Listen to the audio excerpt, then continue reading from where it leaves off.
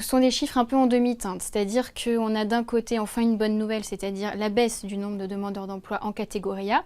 Donc la catégorie A, ce sont les personnes qui n'ont pas du tout travaillé au cours du mois d'octobre, mais dans le même temps, on a aussi une hausse du nombre de demandeurs d'emploi en catégorie B et C. Donc c'est-à-dire ce sont des demandeurs d'emploi qui ont travaillé pendant quelques heures ou quelques jours au cours du mois d'octobre. Si les créations d'emplois d'avenir sont suffisantes en fin d'année, effectivement, ça peut permettre de stabiliser, voire de faire baisser très très légèrement le nombre de chômeurs pour la fin de l'année.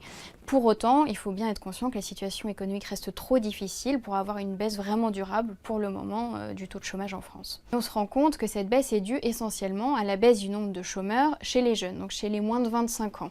Et les moins de 25 ans sont les principaux bénéficiaires des emplois aidés d'une manière générale et des emplois d'avenir spécifiquement.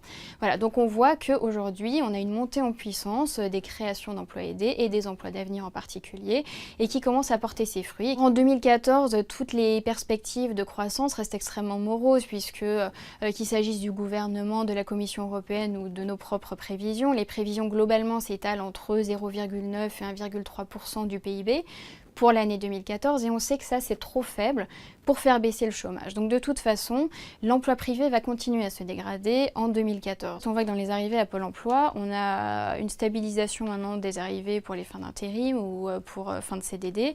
Et aujourd'hui, les personnes qui arrivent à Pôle emploi, ce sont essentiellement des personnes qui sont victimes de licenciements économiques. Donc on touche vraiment au dur de l'emploi. Aujourd'hui, c'est vraiment les CDI qui sont détruits en France. Michel Sapin, l'inversion de la courbe du chômage est entamée.